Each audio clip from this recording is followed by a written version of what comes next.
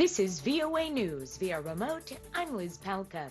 The Omicron variant of the coronavirus continues to spread rapidly in the U.S., but early indications suggest it may be less dangerous than the Delta variant. That's according to U.S. officials on Sunday.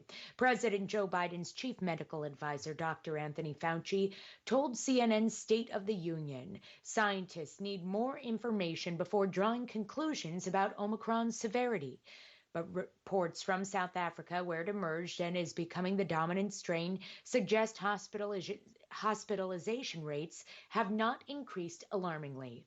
Fauci said the Biden administration is considering lifting travel restrictions against non-citizens entering the United States from several African countries. The Omicron variant has now spread to 40 nations and 16 of the 50 U.S. states. Gambia's incumbent president, Adama Barrow, was on course for a resounding election on Sunday. That's according to partial results. A win for Barrow could help to draw a line under recent political turmoil.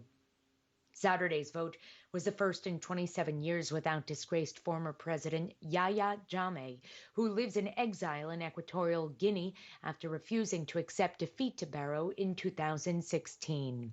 U.S. Republican political icon Bob Dole has died at the age of 98. Dole overcame disabling war wounds to become a sharp-tongued Senate leader from the U.S. state of Kansas. He was a Republican presidential candidate and then a symbol and celebrant of his dwindling generation of World War II veterans. Dole announced in February 2021 that he'd been diagnosed with stage 4 lung cancer. His family said he died in his sleep overnight. This is VOA News. A court in Myanmar is due to deliver the first rulings on Monday in the trial of Nobel Peace Prize laureate Aung San Suu Kyi. She's a popular former leader ousted by the military in a coup 10 months ago. Suu Kyi faces a dozen cases that include multiple corruption charges, plus violations of a State Secret Act, a telecoms law, and COVID-19 regulations.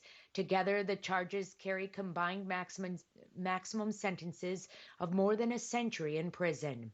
The verdicts are deferred from last week, with Suu Kyi and co-defendant Win Myint, the ousted president, facing jail terms of 2 years for incitement and 3 years for breaches of coronavirus protocols if found guilty. They deny the charges. Myanmar has been in turmoil since the February 1st coup, paralyzed by protests and instability that escalated after the junta's deadly crackdown on its opponents, which it calls terrorists. The international community has condemned the violence, and Western states have demanded Suu Kyi's release. Belgian police used water cannon and tear gas to disperse some rowdy protesters in Brussels after most marched peacefully through the city to protest tightened COVID-19 restrictions. Thousands came to protest the new measures that were announced on Friday. This is the third week in a row that the government has tightened its rules as a surge in the cases strained the country's health services. The main crowd in Sunday's march had already dispersed when about 100 protesters ran into a riot police barricade near the European Commission. The government on Friday said daycare centers and primary schools will close for the holiday season a week early. Rescuers are sifting through smoldering debris and thick mud in search of survivors a day after the highest volcano on Java Island erupted with fury. At least 14 people were killed with searing gas and ash. Mount Semeru spewed thick columns of ash after a sudden eruption triggered by heavy rains.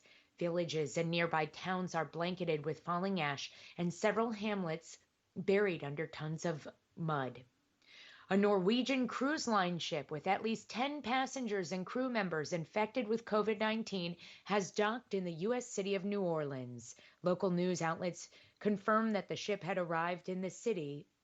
The state of Louisiana Department of Health said late Saturday that over the week the ship made stops in Belize, Honduras, and Mexico. Via remote, I'm Liz Palka, VOA News.